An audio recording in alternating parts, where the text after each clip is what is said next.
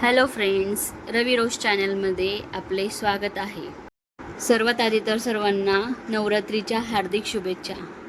नवरात्र सुरू झाली आहे आणि मी आज तुम्हाला कलश कसा स्थापन केला हे दाखवणार आहे. त्याआधी सर्वांनी प्लीज चॅनलला सबस्क्राईब करा आणि बेल आयकॉनवर प्रेस करा, जेणेकरून मी जेव्हा व्हिडिओ टाकेल तेव्हा तुम्हाला नोटिफिकेशन येईल.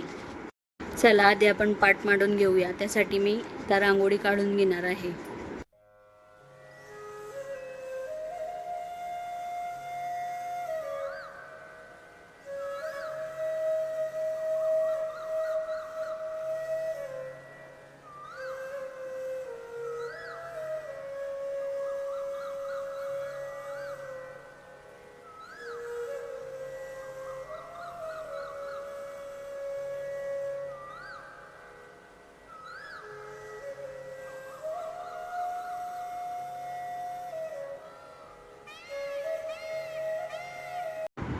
चला आपण आता पूजेची सामग्री बघून घेऊ. त्यासाठी एक नवीन टोपली मी विकत आणली आणि त्याला घरीच सजवून घेतलेलं आहे. देवीसाठी शृंगार काढून ठेवलेला आहे. त्याला सजावटीसाठी कुंकू लागणार आहे. त्यासाठी मी एका बाउलमध्ये कुंकू काढलेला आहे, अत्तर, तसेच तांदूळ, लाल धागा, नागेलचे पान, गजरा आणि नारळ, गहू, तसेच एक मातीचं नवीन धूप स्टँड मी घेतलेला आहे.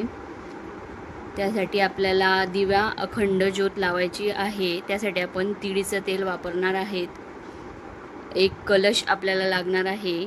पाणी त्याच्यासाठी घेतलेलं आहे. मी गंगाजल होतं माझ्याकडे, तर मी गंगाजल घेतलेलं आहे.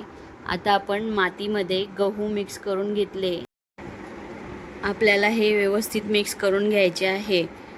तुम्ही याच्यात सप्तधान्यसुद्धा घेऊ शकतात आणि रानातली माती न गाडताच घ्यायची, त्यामुळे घड चांगले उगवतील आणि लवकरच अंकुर फुटेल. आता आपण नारळ सजवून घेऊया. त्यासाठी मी हळदीमध्ये गंगाजल, अत्तर आणि साधं थोडं पाणी घालून त्याला पातळ असं करून घेतलं आणि नारळाच्या सरळ दिशेने मी आता मळवट लावणार आहे. ओली हळद लावल्यावर त्याच्यावर आपल्याला कोरडी हळद घालायची आहे आणि त्याच्यामध्ये मी गोल जे लाल जागा सोडलेली होती त्यासाठी मी इथं ओला कुंकू करून मी लावला. आणि तसेच आपल्याला कलश स्थापन करायचा आहे, तर मी लाल धागा कलशाला बांधून घेतला. आधी धागा बांधल्याशिवाय आपल्याला पुढची प्रोसेस सुरू करायची नाही.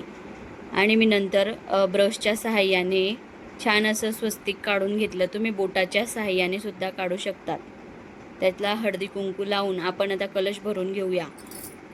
कलशामध्ये मी स्वच्छ पाणी घातलं, तसेच गंगाजल घातलं, 1 रुपयाचं नाणं घातलं आणि एक सुपारी घातली, एक फूल घातलं आणि हळदी कुंकू वाहून दिला. आता आपल्याला 5 नागेलची पानं कलशावर ठेवायची आहे आणि ते नारळ, सजवलेलं नारळ आपल्याला त्याच्यावर ठेवायचं आहे. नारळ हे पूर्णपणे मळवट सुकल्यावरच ठेवायचं, कारण पुढचा शृंगार आपल्याला करायला सोपं जाईल. आता मी नारळाला मुखवटा बांधून घेतलेला आहे. कलशाचा शृंगार झालेला आहे. तुमच्याकडे जर मुखवटा नसेल तर तुम्ही नारळ नुसतं मळवटासहितच ठेवू शकता, तसंही खूप सुंदर दिसतं. आता आपल्याला पाटावर आसन ठेवायचं आहे. आसनावर मी एक दुसरा अजून कोरा कापड ठेवलेला आहे. तसेच कलश उंच दिसण्यासाठी मी त्याच्या खाली चोंबळ ठेवली आहे आणि एक छोटी डिश ठेवलेली आहे.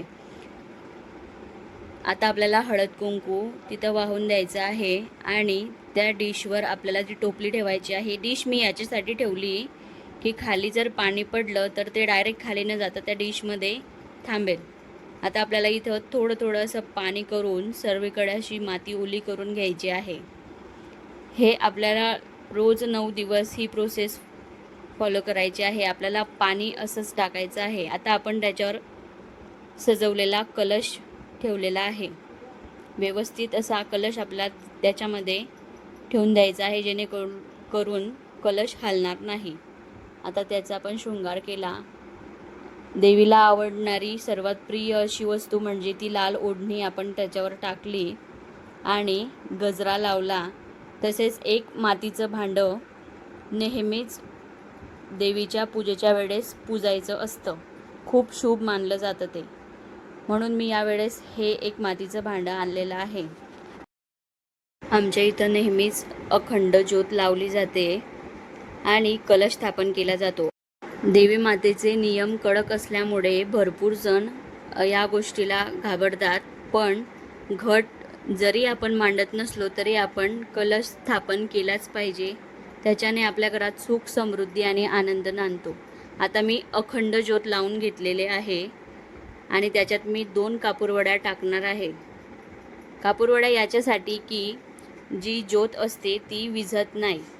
आणि आपण आता त्याच्यावर झाकण ठेवून देणार आहोत. बघा किती छान असं देवीचं रूप दिसतंय, किती प्रसन्न वाटतंय. आता ही देवघरातले देव आम्ही स्वच्छ धुवून त्यांची पूजा करून ठेवली आहे. अष्टमीपर्यंत आम्ही आता देवघर असंच ठेवणार आहेत. अष्टमीला आमचे देव असतात, त्याच दिवशी आमचा उपवास सुटतो. आता आपण धूप दीप दाखवून आरती करून घेऊयात. खूप प्रसन्न आणि शांतता, सुख, समृद्धी आपल्या घराला लाभते आणि खूप प्रसन्न असं घरामध्ये वाटत असतं. त्यामुळे प्रत्येकाने कलश स्थापन केलाच पाहिजे. आपण देवीला, कुलदेवतेला गुड खोबऱ्याचं नैवेद्य ठेवायचं. जसेच काही फळं असतील तर तुम्ही फळं ठेवू शकतात. आणि आपल्या कलशाला सुद्धा आपल्याला गुड खोबऱ्याचं नैवेद्य ठेवायचं आहे. या देवी सर्वभूतेषु शक्तिरूपेण संस्थिता नमस्तस्यै नमस्तस्यै नमस्तस्यै नमो नमः. बघा किती सुंदर असं देवीचं रूप आपल्याला दिसत आहे. व्हिडिओ आवडला असेल तर लाईक करा, शेअर करा आणि चॅनल सबस्क्राईब करा. Thank you for watching.